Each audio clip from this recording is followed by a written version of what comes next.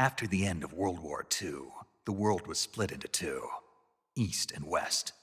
This marked the beginning of the era called the Cold War.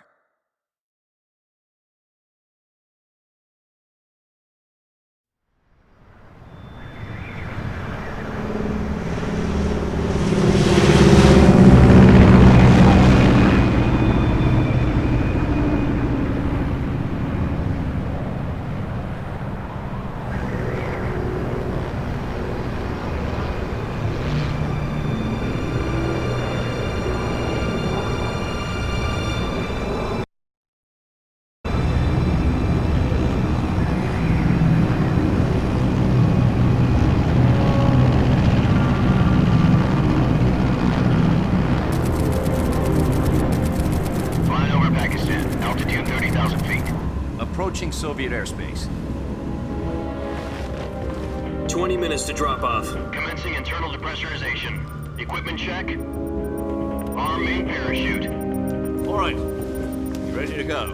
Drop zone still showing a high pressure mass. Cav okay. Good. We've got high visibility.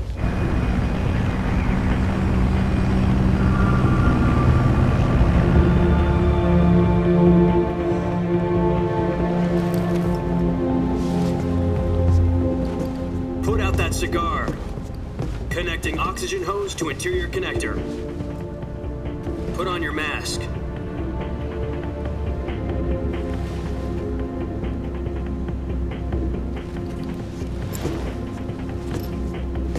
Does this panty waste know what he's doing? Approaching release point. 10 minutes to drop off. Hey, are you deaf? He said put out the cigar and put on your mask.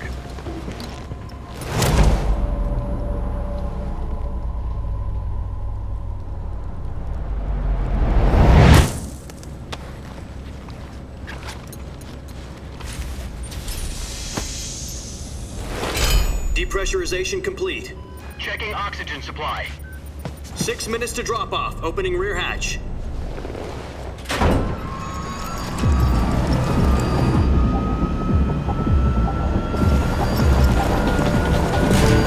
Sunrise.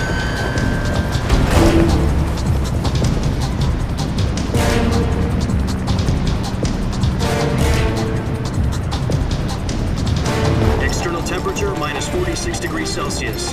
2 minutes to drop off. Stand up. You'll be falling at 130 miles per hour. Try not to get frostbite from the wind chill. 1 minute to drop off. Move to the rear. Activate bailout bottle. This is one for the history books. The world's first halo jump. 10 seconds to drop off. Stand by. Status okay. All green. Prepare for drop off. Countdown. 5, 4, 3, 2, 1. Spread your wings And fly. God be with you.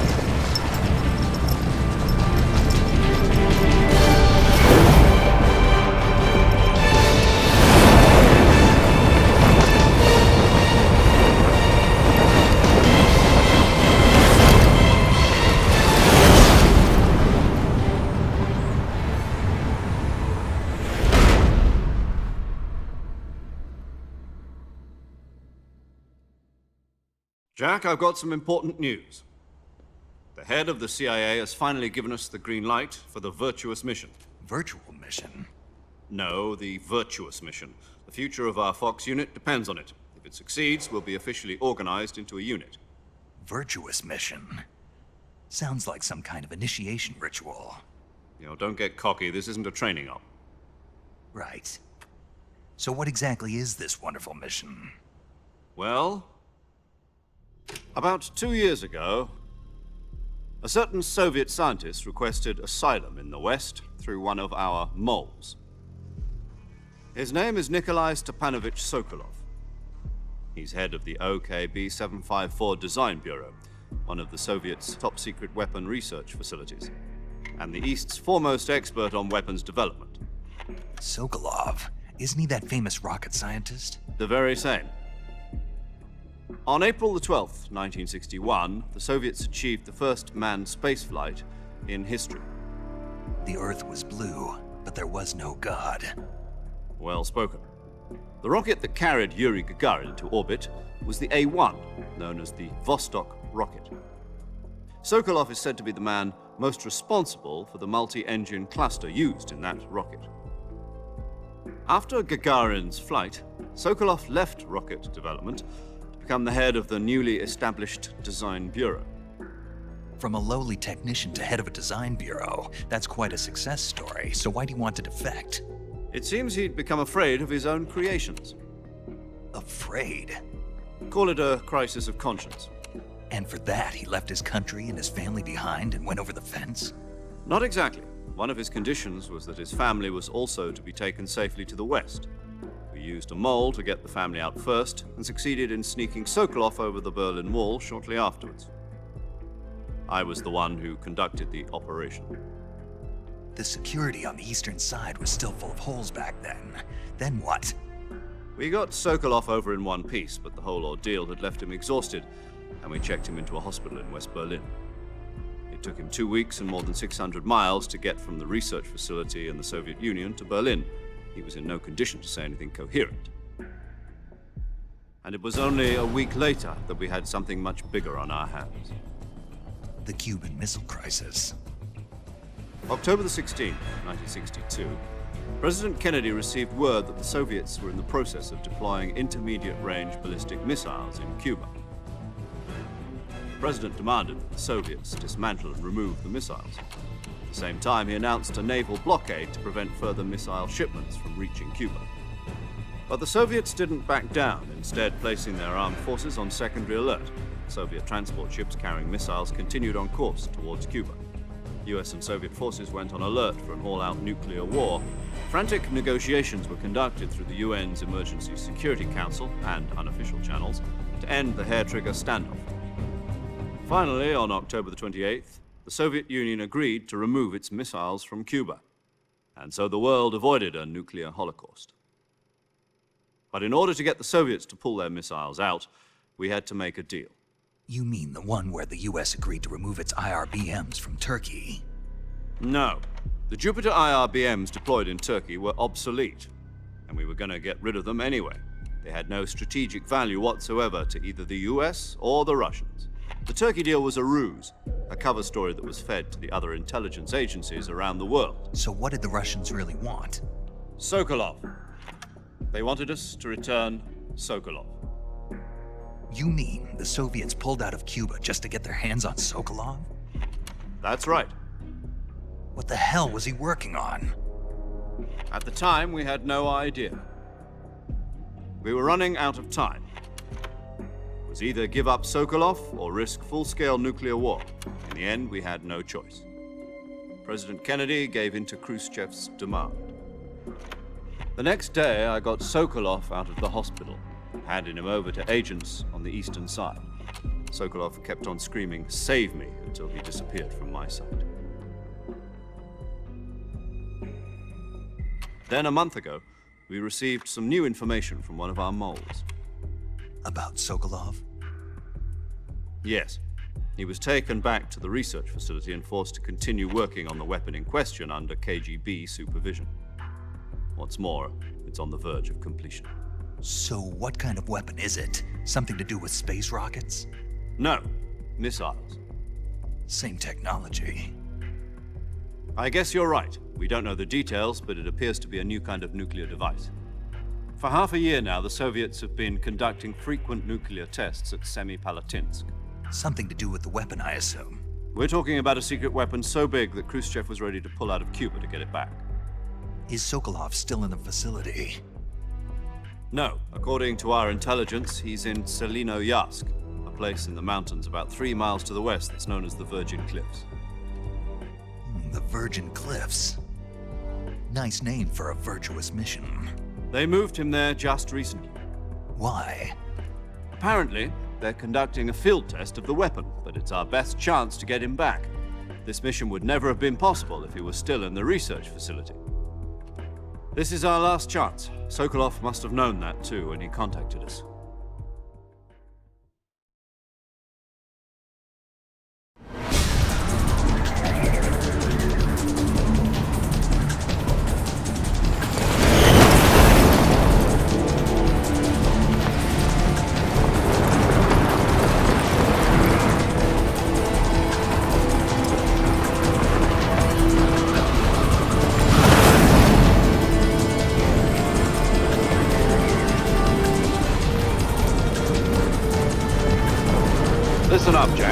mission is to infiltrate Selino-Yarsk in the Soviet mountains, ensure the safety of Sokolov, and bring him back to the west.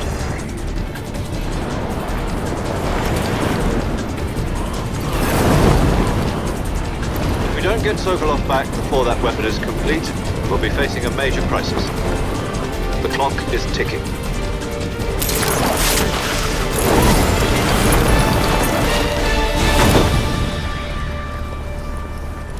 Once we've confirmed the rescue of Sokolov, stand by at the recovery point. A recovery balloon will be dropped at that point. Helium will be pumped into the balloon to inflate it. The process takes about 20 minutes. Once it's complete, the gunship's arm will latch onto the balloon and pull it up. The full surface-to-air recovery system. I'm familiar with the theory. Take it easy. It's been combat-proven. Do you think Sokolov is up to it? The shock will be less than during a parachute jump, and the arm can handle up to 500 pounds. So you're planning on going over the border in a single combat Talon? She's equipped with two 6-barrel 20mm Vulcan cannons, as well as two 40mm machine guns. Sounds like she could hold her own against a battalion of tanks. Even with the fuel in the reserve tank, we're facing a 4-hour time limit. If all goes well, it shouldn't take more than a few hours. Home in time for dinner. But if anything goes wrong, you'll be eating dinner, breakfast, and all the rest of your meals in the jungle.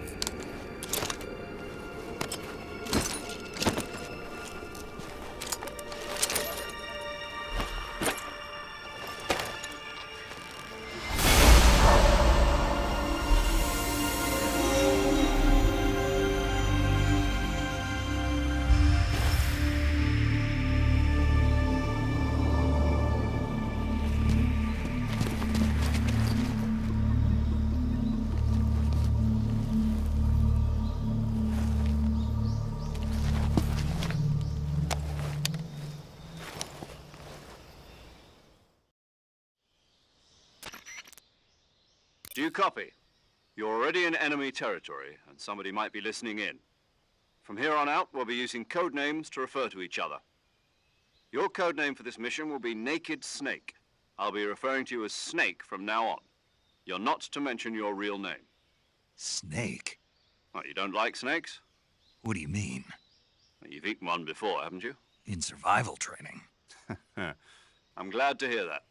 I don't know if I'd ever order one in a restaurant, but... Be careful, you might not have a choice. What about you, Major?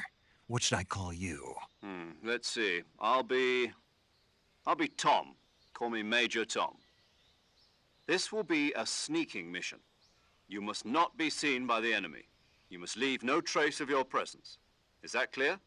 This kind of infiltration is the Fox unit's speciality. In other words, weapons and equipment are procured on site. That goes for food as well. You're completely naked, just as your name implies. Great. Now I see why you asked me if I like snakes. I suppose calling me Snake was your idea of a joke, too. No. There's a good reason for that. I'll tell you later when the time is right. Gotcha.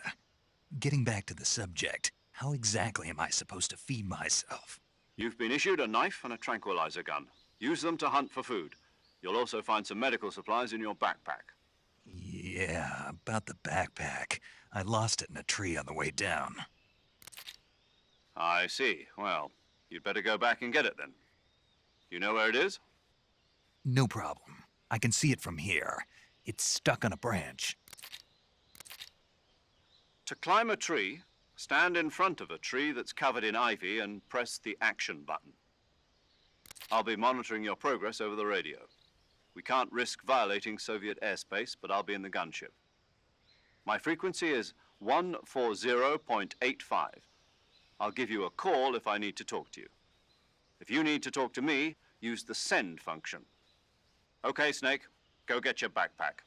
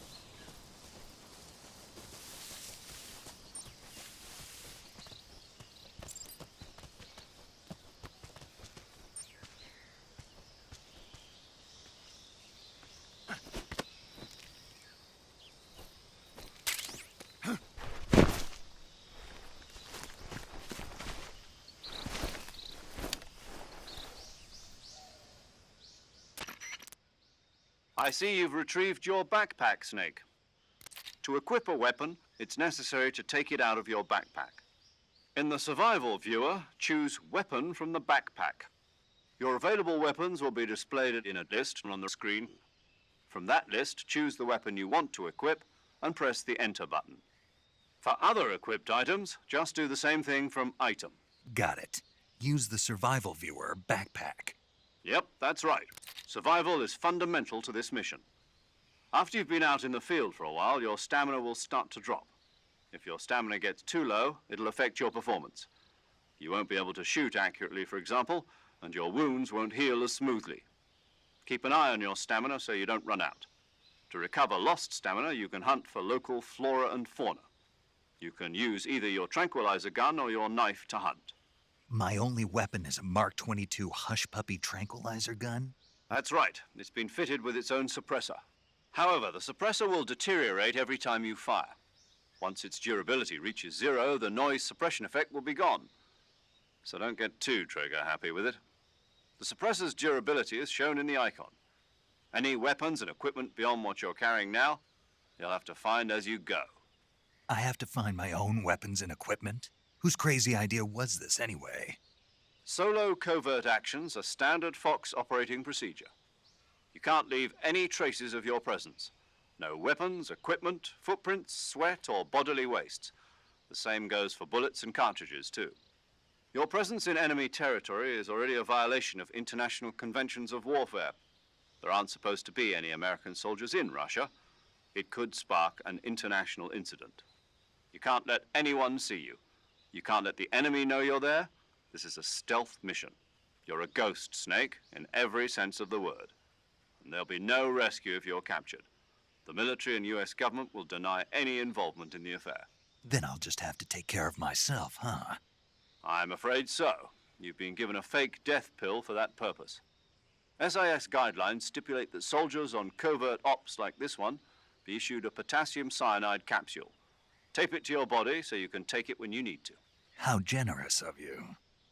Use it if you're taken prisoner by the enemy. It'll send you into a state of false death for a short time. Fooling them into thinking that I'm really dead. So, how do I come back to life? Just take the revival pill. You mean that thing they put in my tooth before the mission? That's the one. But be careful. If you remain in a state of false death for too long, nothing will be able to bring you back. Remember that. I'll keep it in mind.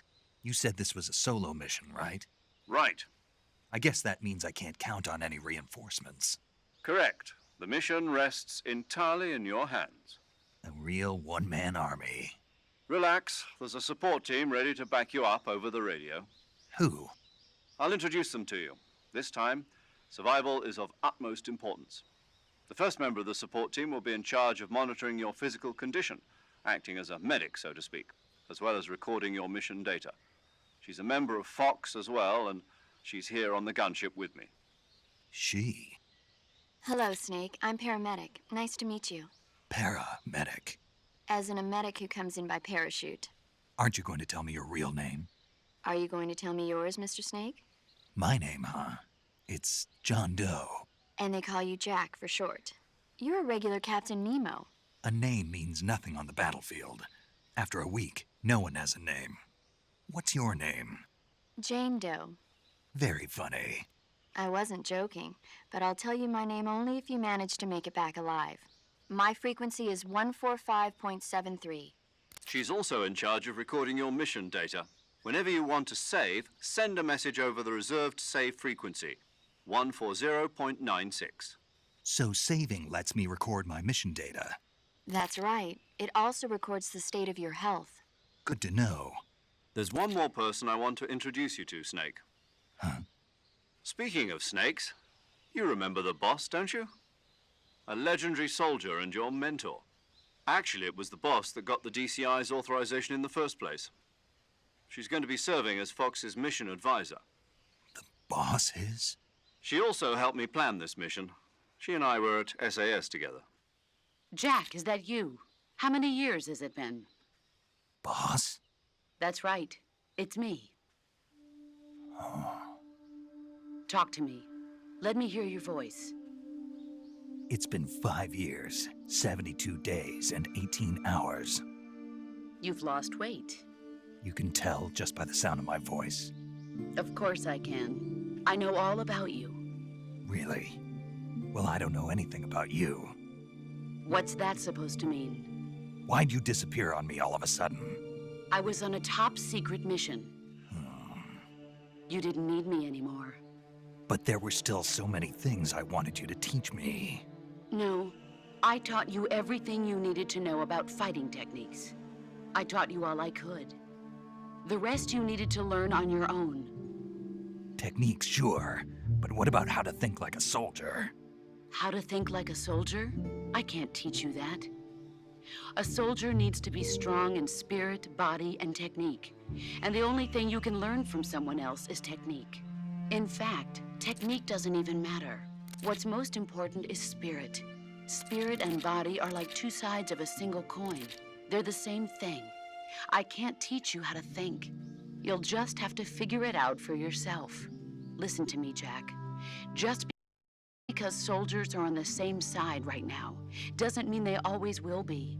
Having personal feelings about your comrades is one of the worst sins you can commit. Politics determine who you face on the battlefield. And politics are a living thing. They change along with the times. Yesterday's good might be tomorrow's evil. Is that why you abandoned me? No, it had nothing to do with you. I already told you, Jack. I was on a top-secret mission. A soldier has to follow whatever orders he's given. It's not his place to question why. But you're looking for a reason to fight. You're a natural-born fighter, but you're not quite a soldier. A soldier is a political tool, nothing more. That's doubly true if he's a career soldier. Right and wrong have no place in his mission. He has no enemies and no friends. Only the mission. You follow the orders you're given. That's what being a soldier is. I do whatever I have to get the job done. I don't think about politics. That's not the same thing. Sooner or later, your conscience is going to bother you. In the end, you have to choose whether you're going to live as a soldier or just another man with a gun. There's a saying in the Orient, loyalty to the end. Do you know what it means? Being patriotic. It means devoting yourself to your country. I follow the president and the top brass. I'm ready to die for them if necessary. The president and the top brass won't be there forever. Once their terms are up, others will take their place. I follow the will of the leader, no matter who's in charge. People aren't the ones who dictate the missions. Then who does? The times. People's values change over time, and so do the leaders of a country. So there's no such thing as an enemy in absolute terms. The enemies we fight are only enemies in relative terms, constantly changing with the times. As long as we have loyalty to the end, there's no point in believing in anything, even in those we love.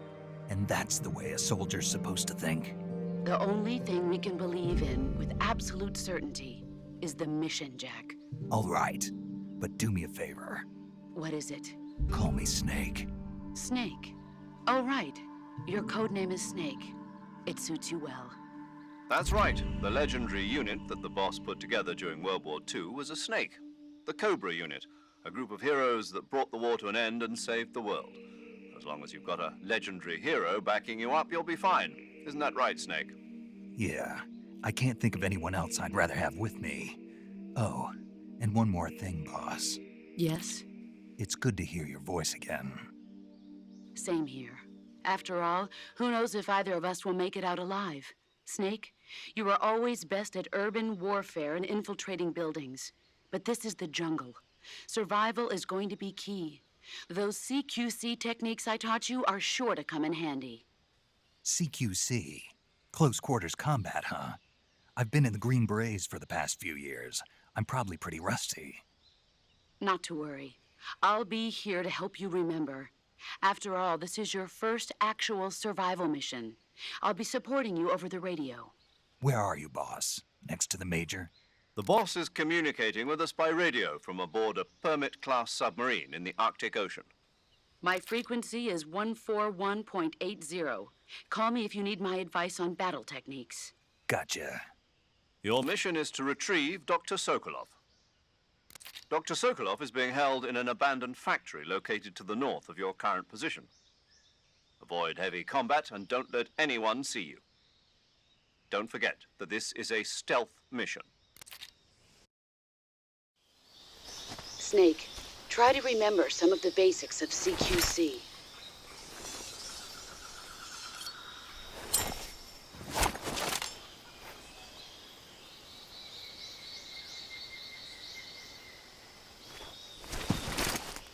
Commencing virtuous mission now.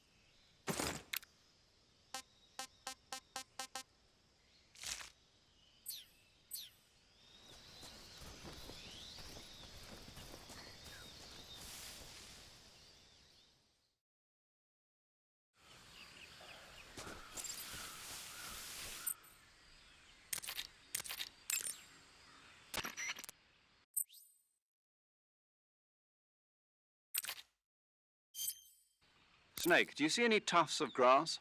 Yeah, What kind of grass? just ordinary grass. Nothing special. You should check it anyhow. It's pretty thick grass, about waist high. If you crawl into the grass, you can advance undercover. When you do, the camera automatically switches to intrusion view. If you want to stand up again, press and hold the crouch button once more. If you press the crouch button briefly, you'll crouch in that spot. This allows you to observe things without blowing your cover. Got it? Yeah, but But what? was that the only reason? What do you mean? You had me check it just so you could tell me that? That's right. Pretty useful, huh? Right. Shall we carry on? By all means. Even when hidden in grass, if you make a noise, your enemies will locate you. When enemies are nearby, move with slight movements of the movement stick. That way you can proceed with minimal disturbance.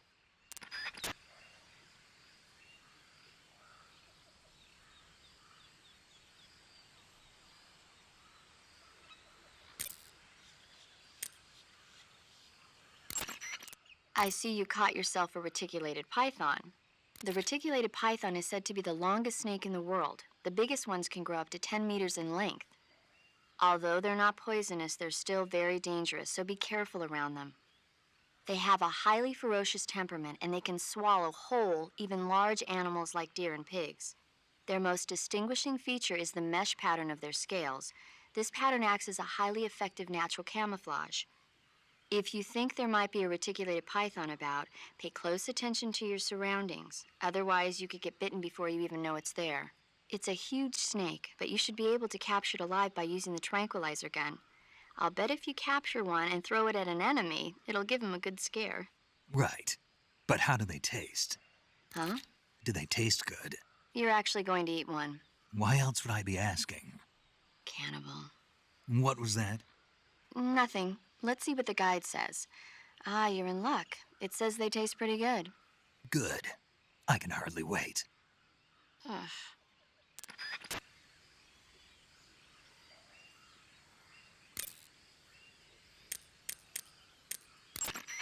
Camouflage is an indispensable tool when you're sneaking through the jungle. To use camouflage, first press the Survival Viewer button to go to the Survival Viewer. Then select Camouflage and press the Enter button.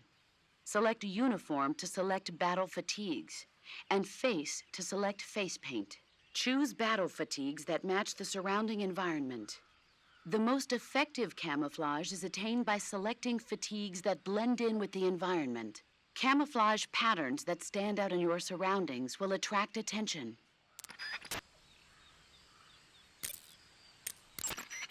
Check your stamina gauge to see how much stamina you have remaining. It shows, as the name suggests, your remaining stamina. As you consume stamina, your natural life regeneration is slowed and your hands shake more.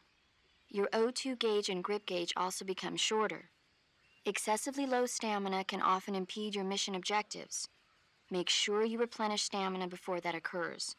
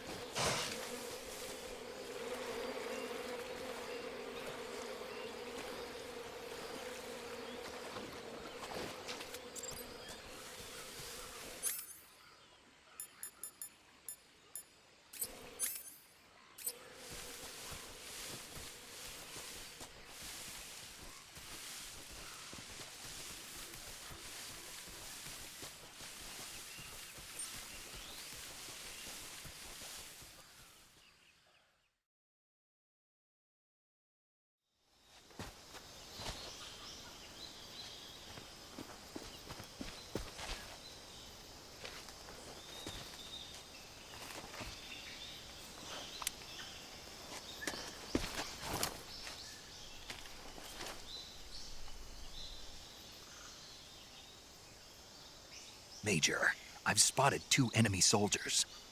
They're probably KGB troops sent to guard Sokolov. AK-47s and grenades.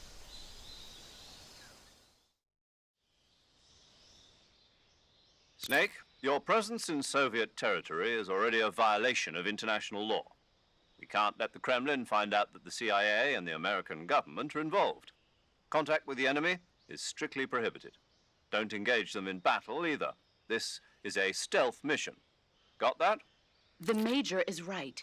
The point of this mission is to sneak through the jungle without being seen. The success of the mission depends on how well you use your camouflage.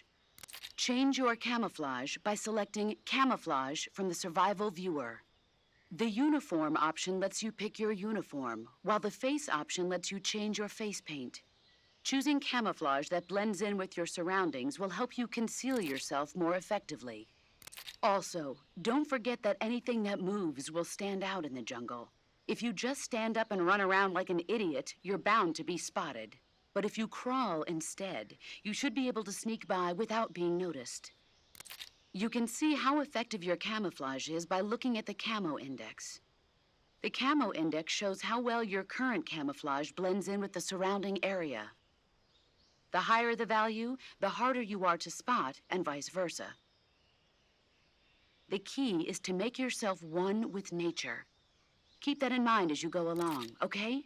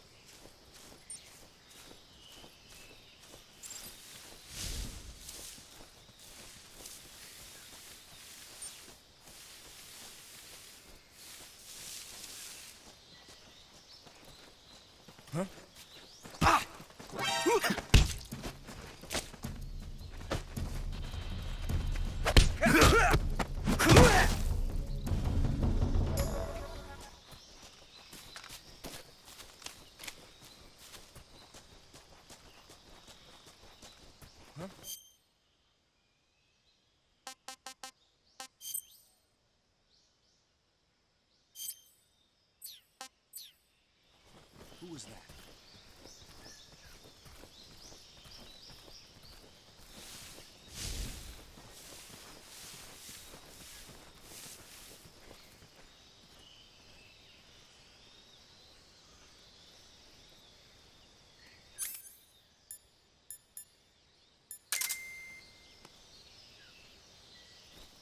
Nobody here. Huh? Speak. The Speak. bastard! Answer me. The crocodiles are ferocious! Speak. Bastard!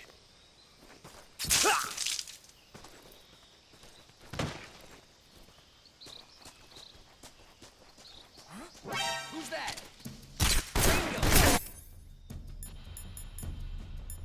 You!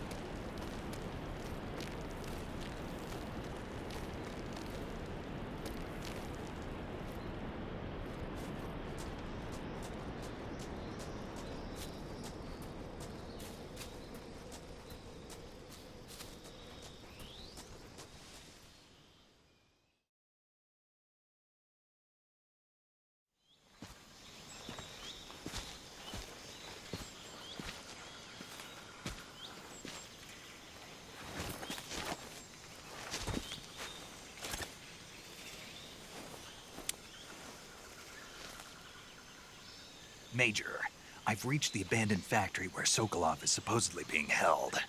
This place is a dump.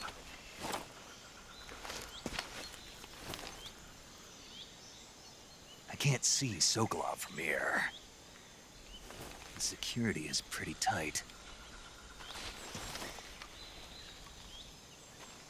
There are sentries posted around the perimeter. I wonder how many are inside.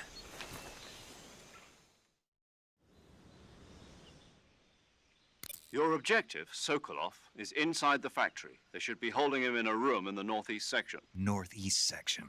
Got it. Be careful. Your mission is to bring Sokolov back alive. He must not be exposed to any kind of danger. Do not approach Sokolov while in the alert phase. Right. Oh, and one more thing, Snake. You mean there's more? No, it's just that when you get to Sokolov, I want you to tell him something from me. And that is? Sorry for being so late. Is that all? Yes. Understood. Beginning my approach to the target.